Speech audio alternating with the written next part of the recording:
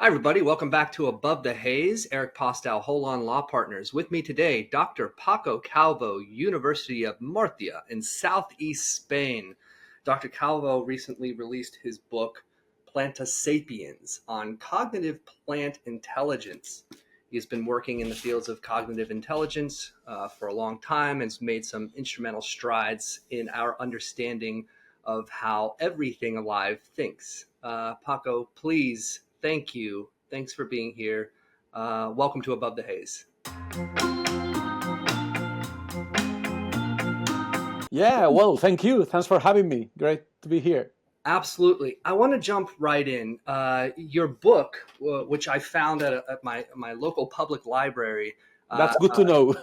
published it in Spain. That's where you hold your professorship and all your work is coming out, but it's finding its place across the country. How important was this book in your work? Oh my God. Well, actually, the book first came out in English. So it came out in the UK first, then in the US, and then it was translated into Spanish. Then it's been translated into a few languages, and it's been actually very important as far as I'm concerned. You know why? Precisely because here we had to make an extra effort to convey the message, to convey the main ideas of our main thesis about plant intelligence, because this is a popular book, and being a popular book, to me, the most important part of it was just to get the message across, was to actually be able to translate it in a way that could be understood while not losing scientific rigor. And in that sense, that's important not just for the readership, but for myself. Because in this process of having it translated for the lay readership, I realized that there were many things that I wasn't that clear about. So in that process, it's so important when you go from academic to popular writing to realize that, yeah. Now when this is simplified, how can you say so without oversimplifying it? So to me, it was very important to make that extra effort, even for myself. So the book delves into emerging field of plant intelligence, challenging traditional views of plants as passive organisms. That's And it it. highlights research indicating that plants possess sophisticated mechanism for sensing and responding to their environments. Yeah. This is breakthrough stuff. When I read it in your book, I was like, what's going on here? And in short, and for the layman, what you're really describing is that plants are thinking, feeling, sensing. They're not just reacting to environment in a natural process that has no thought. They're Yeah. sensing and thinking and making decisions. Yeah. Can you expand on that? Yeah, well, you see, we are so at first so shocked about these ideas because we can't help it to think of ourselves, of we humans, like Homo sapiens, right? So think of the very title of the book, Planta Sapiens. So when we think of Homo sapiens, we think that somehow we provide the gold standard. So if you say, hey, plants can think, or plants sense, plants feel, people would go, hey, no way. I mean, that's something that belongs to us, right? And if any other organism, any other form of life is able to feel or to have subjective awareness of their surroundings, we think, okay, they will be able to do so insofar as whatever it is that they do, it resembles what we do because we provide the gold standard, right? So we need to get rid of that prejudice, that intuition that we are something against which to compare other organisms' capacities. Now, once you do that, you realize that, intelligence, sentience is something that is spread all over the tree of life. I mean, any form of life whatsoever is got to be doing something really smart to be there, right? Otherwise, they wouldn't be here. They would have a goal instinct. So think many people say, hey, plants can afford to be stupid. They are sessile, they are rooted, they can afford to be stupid. But we humans, animals have to be, up and down, responding fast to danger, to predators. We cannot afford to be stupid. But plants sitting there being rooted, of course they can afford to be stupid. And that's a great misunderstanding because they have different problems from the ones we have. So thereby, they also put on the table, they have evolved different solutions. Theirs are different from ours. That doesn't mean that they are passive. It means that they are very active, but we need to train our eye to appreciate the type of active life that they have. Yeah, you know what strikes me, I started learning a lot about mycelium network and fungi, and it's very similar in that the network, this vast spread of underground activity, Yeah, in relationship to the surrounding environment. It's not just moving through and spreading, it's communicating. It's absolutely. talking to the trees, it's talking to the other root systems, to the soils, it's picking up intelligence. And then the mycelium network is sending resources where it's needed in order to sustain its life and the life around it. How Yeah. similar is that to what's going on in the plant world? Oh, absolutely. Very similar indeed. In fact, you see both plants or fungi are constantly monitoring their surroundings. Okay, they've got to be checking out and monitoring what's happening out there, all sorts of parameters. They would care about king and non-king fellows around, sources of danger and nutrition, light, humidity, temperature, chemicals, toxins. So all sorts of information, both above and below ground, are crucial to them, right? In fact, I insist, to any form of life whatsoever. What's the difference here? If you think of fungi, of mycelium networks, they grow. So you can see there is a resemblance in terms of the pattern of growth. Both plant roots and mycelium are growing, are reaching their targets through growth and not through locomotion, right? So to get there, they need to grow rather than locomote, as we animals do. But on the other hand, fungi are more similar to animals insofar as they cannot make up their own food out of sunlight, like photosynthesis in plants, right? So they cannot cook up their sugars. They are heterotrophs, right, rather than autotrophs as plants are. So in that sense, they are closer. In fact, on the evolutionary lineage, they are closer to animals than plants, right? So one way or another, think of this regardless of what sort of toolkits or bag of tricks they have under the sleeve. They have to deal with what's relevant to them. Here again, the fact that we miss it has to do with the scale of observation, the temporal scale of observation.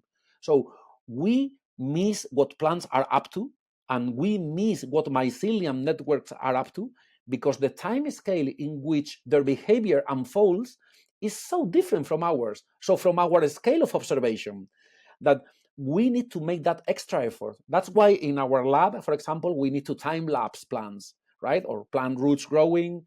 So we need to time lapse them, right? Take a picture every minute, every 5 minutes, every 10, you name it. Then you assemble footage, and then once you watch the clip, speed it up, then you can see what they were up to, right?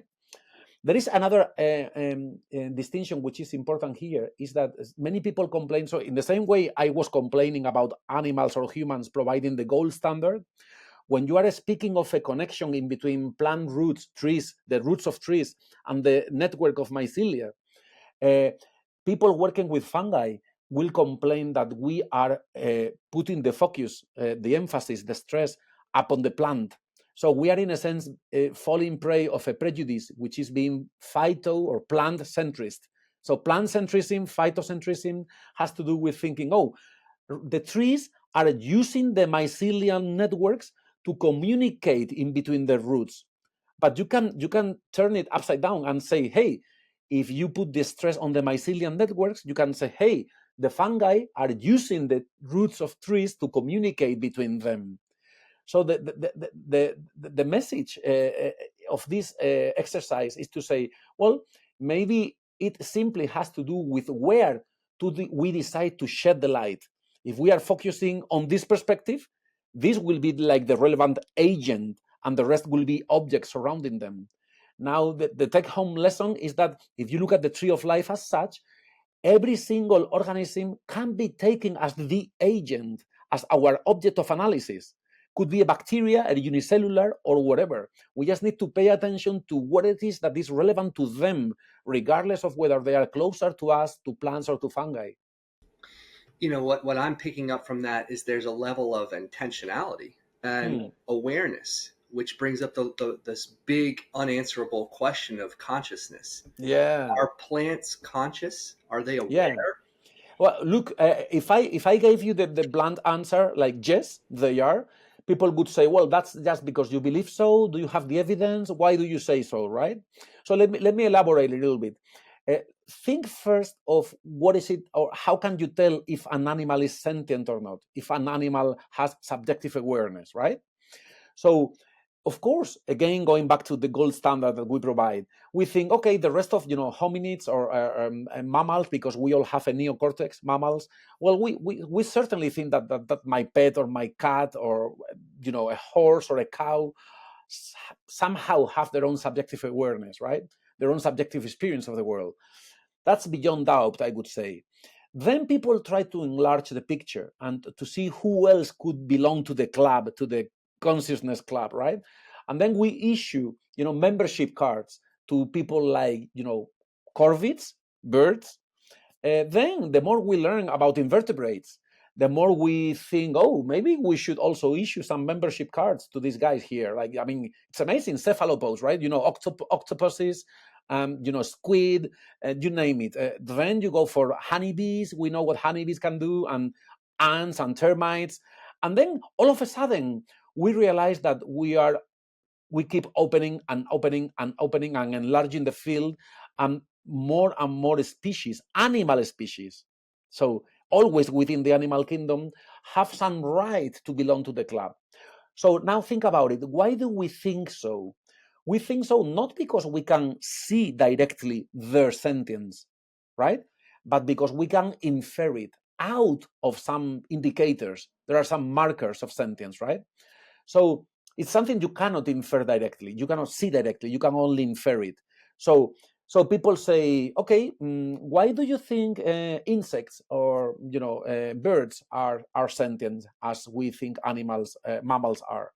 And some researchers would say, well, because they, for example, respond to treatment with analgesics, or think of anesthetics, or think the capacity to integrate informational channels. Oh, they can integrate sensory information.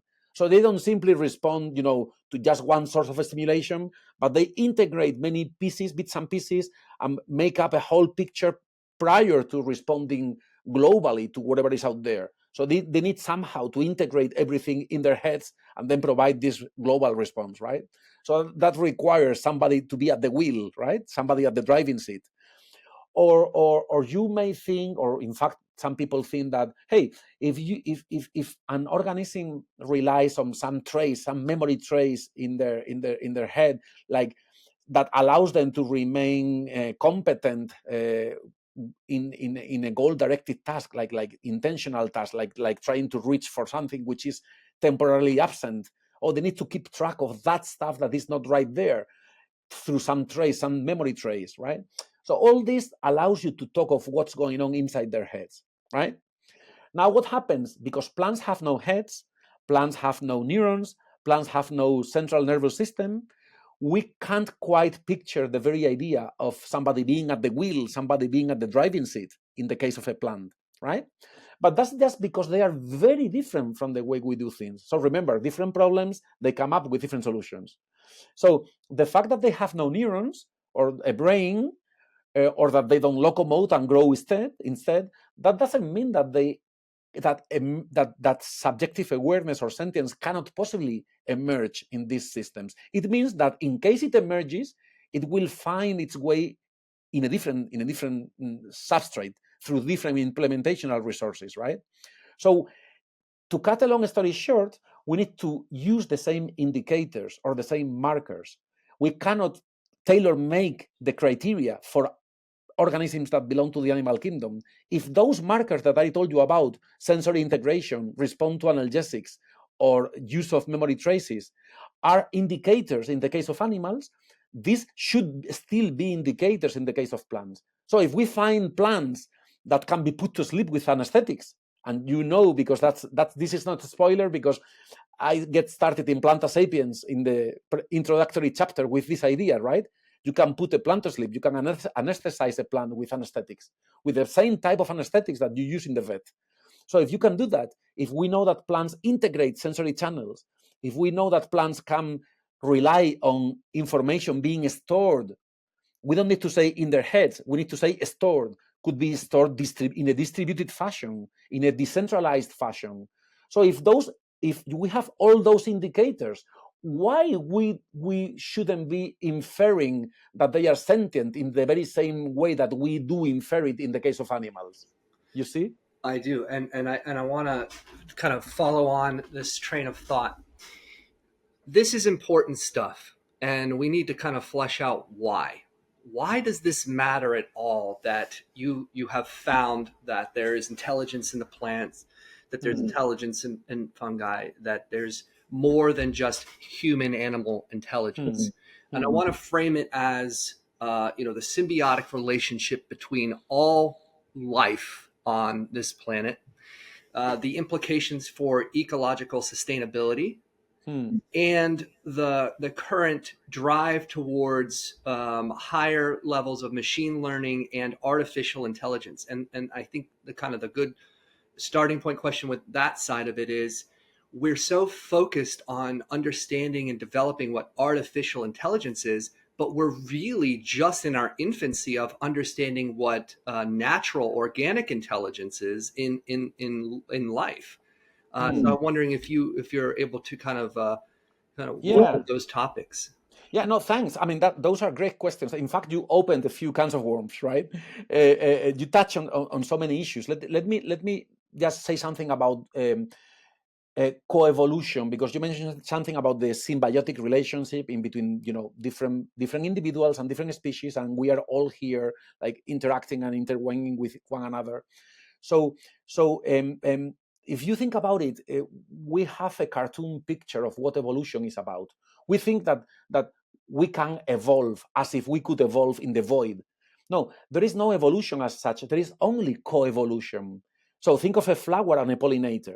You couldn't have the idea, you couldn't make sense of the pollinator evolving without the coevolution with respect to the flower, right? So when you have two agents that are coevolving, the intelligence of one is a sign of the intelligence of the other. You couldn't have one without the other. It's like an arm race. You do well because I do well. You thereby keep doing well. We both do well or not, but we co-evolve, right?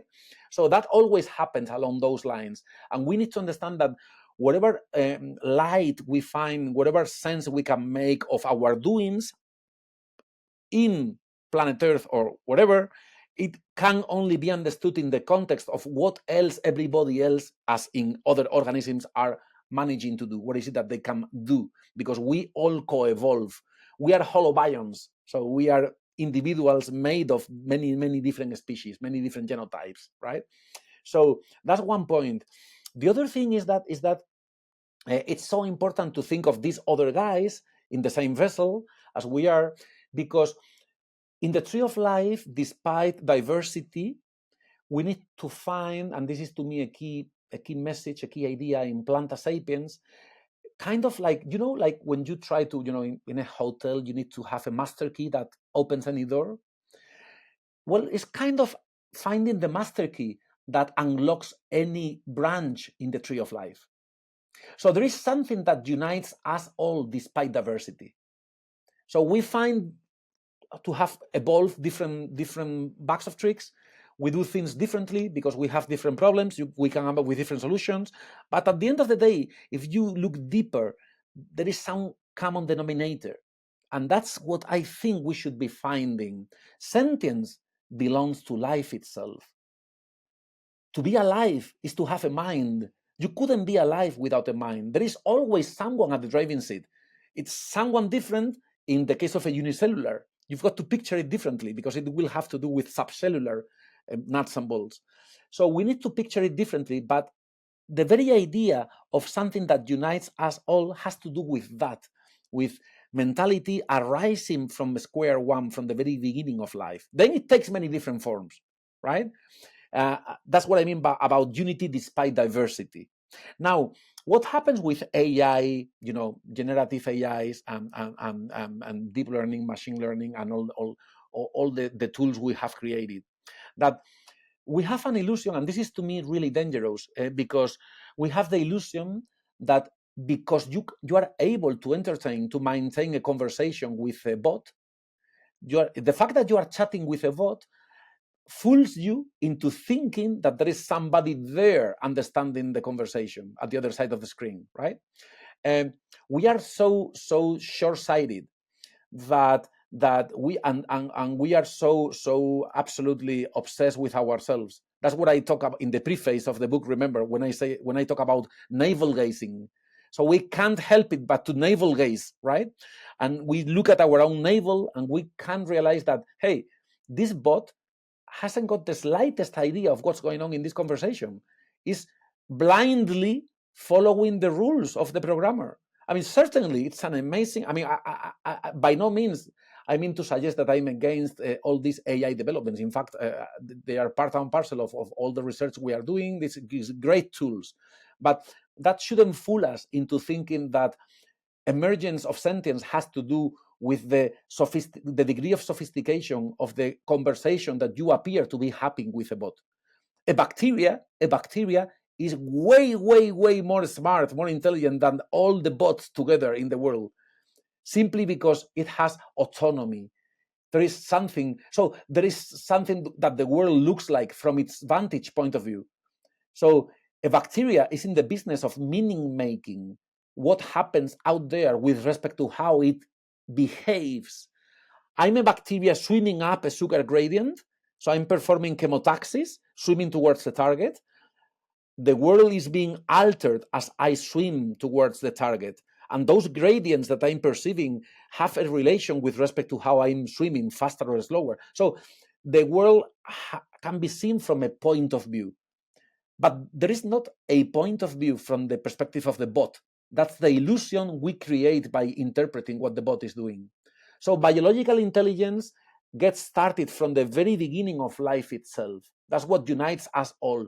But there is nothing in the type of intelligence exhibited by AIs or robotics that is being shared with the biological intelligence that we see in the tree of life. Here, we don't find the kind of master key that I'm saying that we do find across the tree of life.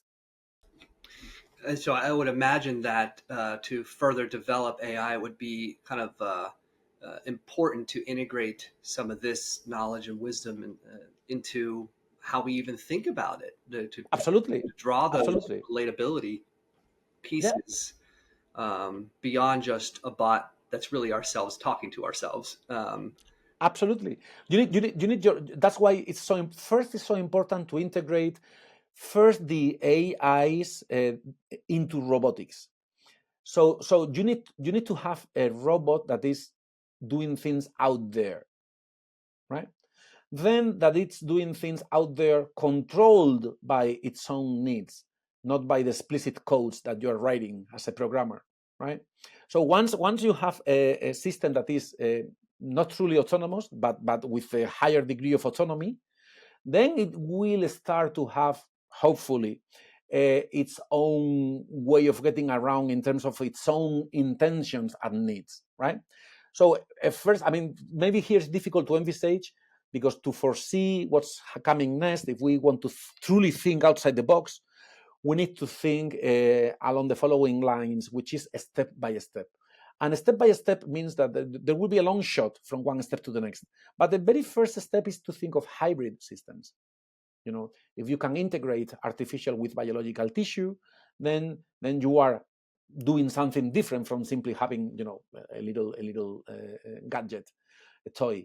Then that thing has got to be doing things around. In fact, we had a project that we ended last year on plant inspiration for robotics and AI, right? So in this project, we were devising or thinking of robotics inspired in the way plants move around, in the way plants grow. So you don't have a robot. You remember from the last chapter in Planta Sapiens on green robots. So we don't have a robot that cruises around to get to point B from point A, but that grows between point A and point B. So if you have a robot that is able to stretch and to get there, we call it a growbot, a growing robot. So a growbot is a robot that reaches its target through growth, not through locomotion. Now, you see, that source of inspiration gives you something else. Now you can have a robot inspired in a different way of negotiating or navigating the surroundings.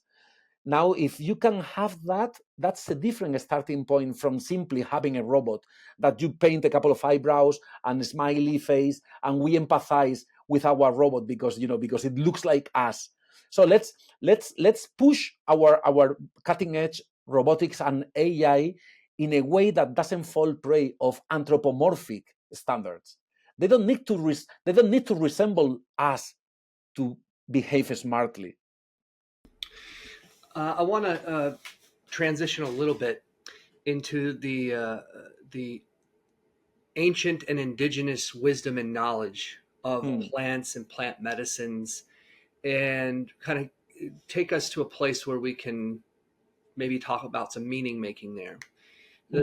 These technologies, especially with psychoactive plants and others, have been used for thousands of years by indigenous communities and populations for wellness, for healing, for communal use, for social, for rites of passage, whatever.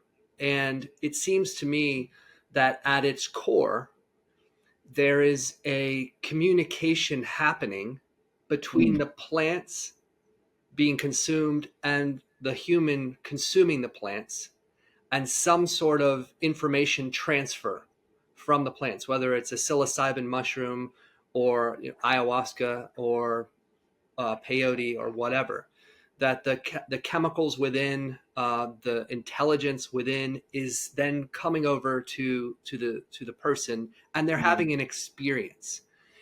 Is this an accurate way of reflecting on what's happening there, and how much of the kind of those ancient traditions do you incorporate or integrate into your own more science driven work? Right. Okay. So those are great topics again, and I think we need to be extra careful here, not to overinterpret the data that we have, or not to miss what's at stake, right? Because it's difficult to mark the boundary of what's science and what is not science anymore, right? So point number one. Remember, we spoke about coevolution in between flowers and pollinators. In that case, we would agree that they are shaping each other, right? So the flower is shaping the pollinator's behavior, the pollinator's behavior is shaping the way the flowers behave and their phenotypes. So they are in a sense designing each other through coevolution, right? That's funny because when we just think of different types of interactions in between species, say domestication of plants through agriculture, right? So we have a clear-cut idea that we domesticated plants through agriculture, right? So we are shaping them, changing their phenotypes through the use of crops, the way of selecting their fruits, their seeds, right? And we have a clear understanding of how we have sped this up, right? This evolutionary process. Well, again, think of wolves, right? Now, like 33,000 years ago, we had wolves. Now we have all these dog breeds, right? And again, it was that process, man-driven, human-driven, right? We keep forgetting that coevolution always takes two agents. So why don't we switch the picture and think of plants domesticating us? So in a sense, remember what we said about the perspective. It is just a matter of where you decide to put the lamp. So we could say that we have domesticated each other, right? So does that happen in the case of traditional knowledge and the incorporation of plant molecules with active properties into our flesh? Here, of course, there is a clear understanding of the effect that those plant active principles have in our psyche, in our behavior, and etc. Right, through thousands of years of interaction and consumption of those plants. Right. So to me, one point is the fact is to truly honor the fact that first, traditional knowledge has been important, and we wouldn't be here otherwise. So we have to pay due respect to that knowledge, right? A different issue is that some people endorse, and I don't, is to think that because something is called traditional knowledge, it not only deserves to be paid due respect, but it cannot possibly be wrong. And no, that's not true. Any sort of knowledge whatsoever, scientific or traditional, can be right or wrong. You don't sign a blank check, right? You need to test things against the evidence, the tribunal of evidence, right? So to me, the misunderstanding has to do with a cartoon version of what we mean by the scientific method. We think that the scientific method has to do with following the ABC of testing empirical hypotheses, right? Once you have a hypothesis on the bench and you say, hey, what's the prediction that follows from this? Okay, let's do the experiments, let's test it. And that's a very, very, very oversimplified understanding of scientific activity. Because one thing is the way you test your hypothesis in the lab or in the open, if it's a field observation. And a different issue is how you come up with your working hypothesis in the first place. So here, imagination has a great role to play.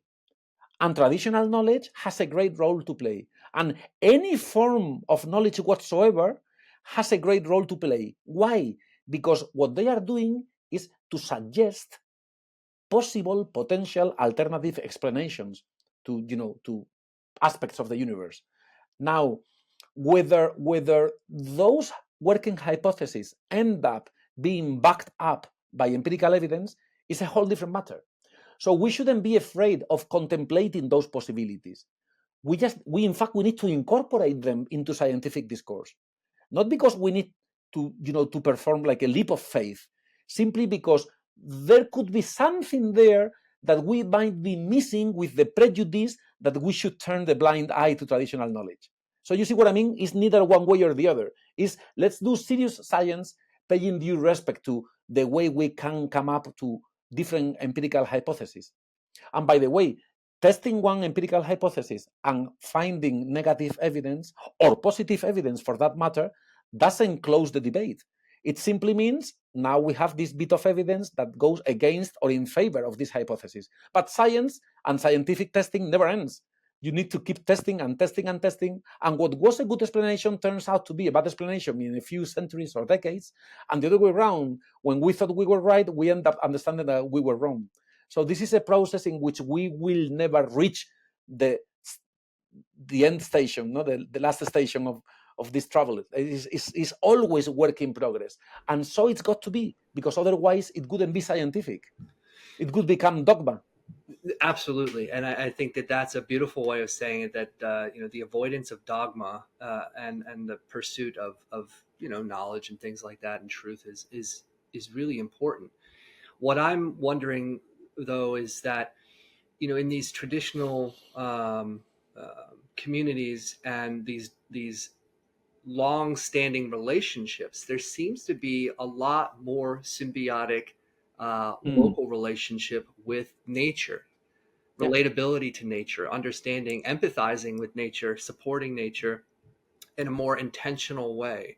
And when I think of the world today in a largely unsustainable way, and just can see the evidence everywhere for climate change and what's going on there, I'm wondering that if the work that you're doing to put some of that science into, yes, plants are intelligence, yes, there's something happening here, yes, there's relatability to people, and this traditional wisdom that seems like there's a lot of relationship stuff coming from these this experience with various plants, that is actually an important piece of acknowledgement for where we could head, given the infinite possibilities of where we might be going.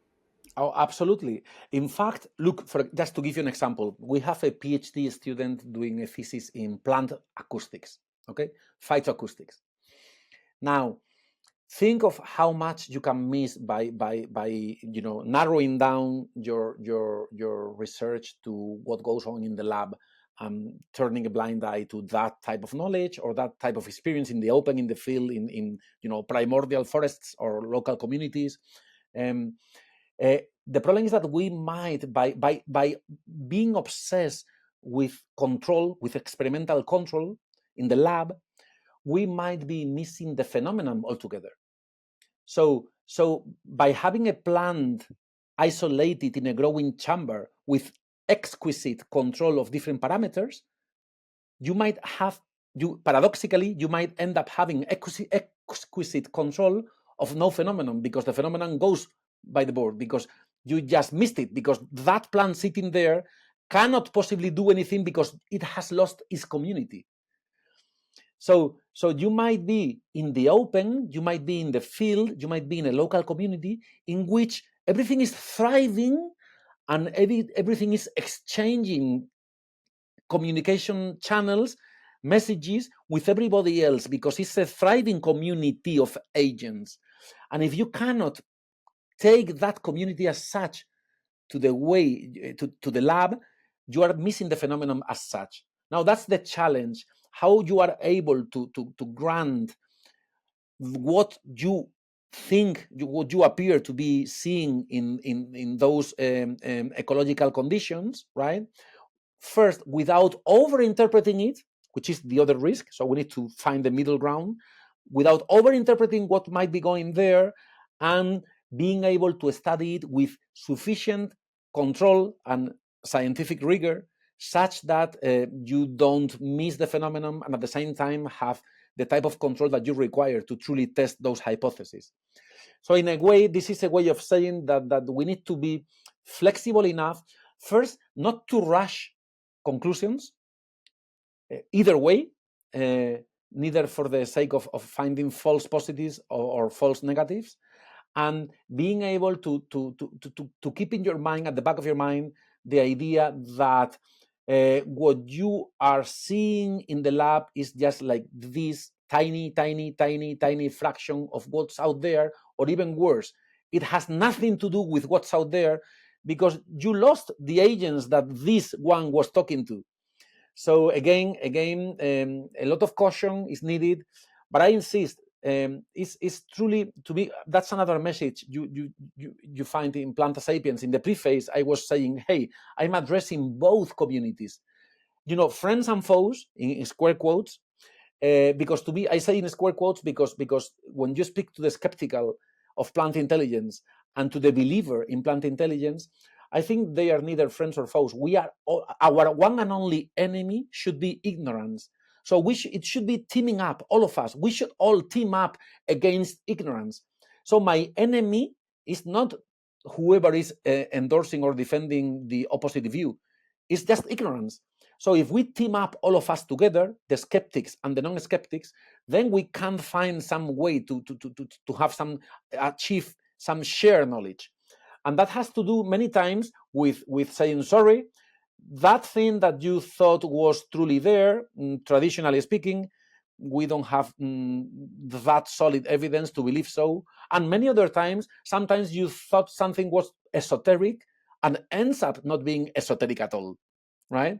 So we need to discuss those on a one-to-one basis, because if we don't do it on a one-to-one basis, we run the risk of polarizing the debate as if it was a matter of friends versus foes. I want to wrap us up, and what a wonderful conversation. Last kind of thought question. In the landscape of sentience and plant intelligence, what are you most hopeful for, given what you've been working on, and what are some things that nobody's talking about right now that you think are going to become more and more important in the near term? Oh my God, easy questions to finish up with. Well, you see, now I find myself increasingly intrigued by not just the discussing of plant cognition as such, the smarts of plants, but the discussion of sentience and the capacity to truly put yourself in their shoes, right? So now one of the experiments we are working on, in fact, one project we just had approved, we will be starting this coming fall to work in this project, has to do with the possibility of plants exhibiting some form of trace conditioning. Trace conditioning is a form of learning, enhanced form of associative learning, in which there is a gap in between the presentation of the stimuli, such that the organism needs to keep track this memory trace, such that they are able to connect the dots. Okay, oh, this means that, okay, to connect the dots. So to me, that's truly intriguing, because I think that there is not any form of life on planet Earth that can afford not to try to connect the dots. Because think about it. We are obsessed with trying to look inside the organism, as if the clues, the secret was going to be revealed if I was able to open up the skull and look intracranially or within the body of a plant, right? And when we spoke of this master key, what truly unites us all is not what's inside, it's home, is where we live. So we all live on planet Earth, right? And this means that there are regularities that affect us all. So the sun sets, the sun rises, temperature drops, temperature rises, humidity drops. So all these regularities, planetary regularities round the clock, cannot possibly not affect any form of life, because they are informational. So any form of life whatsoever, from unicellulars to humans, couldn't afford to skip, to ignore those cues. Those cues are truly informative to any form of life. So who can afford in evolutionary time to turn the blind eye to those cues being so regular, right? So another way to put it is that if there is subjective experience, we have the best cue we have is to see what's out there impinging on my sensory surface translate into which way it impinges on other organisms' sensory surface, however different those two are. So yesterday I was sitting in my back garden. I mean it. This is truly the case. So yesterday I was sitting reading a book in my back garden. Where I live, I have all these orange trees and olive trees. So I Mediterranean, right? So I was looking at my orange trees. The sun was setting. The birds started to tweet. And this all this mess, all this noise of everybody going to bed just before the sun sets. So things were like, nice and easy, dozing off, no? And I was thinking, will I ever be able to put myself in the shoes of all those guys feeling that the sun is setting? And then I realized that it's way easier than we think. I just realized that I was one more agent having the same type of feeling. I mean, this dozing off, these things, slowing down, these last minutes of sunset, and then suddenly you see the birds, the nestling, the trees. And I could see, I was looking at my orange trees, and I was thinking, maybe it is truly difficult to find the scientific evidence for this type of subjective awareness that my orange trees are going through, but maybe it's not that difficult after all, if we once and for all realize that we are not that special. We are simply one more form of life trying to connect the dots. So that's to me the real lesson of thinking of intelligence and sentience across nature as being really on the same page. Now, if we can translate that into empirical hypotheses that we can test, that's my next stage. That's what we are truly after. Because if those criteria, as we mentioned before, work for animals, they cannot not work for plants. They cannot be tailor-made for animals. So let's do this research without prejudice and without apology. That's the problem. We don't need to apologize. It's not their fault not having neurons. Wow. Dr. Calvo, thank you so much. I would encourage anyone interested in sentience and intelligence to check out Planta Sapiens, Dr. Paco Calvo with Natalie Lawrence. An excellent book. What a wonderful conversation. Thank you so much for your work out there. And I can't wait to see what you achieve with your team over the next few years or so. Yeah, no, we're really looking forward to it, to getting started and getting some results that we can report. And in the meantime, yeah, thank you so much. It was great conversation, great chat. I really enjoyed it. Absolutely. Thanks, everybody. Eric Postel here, Hold On Law Partners. This has been Above the Haze.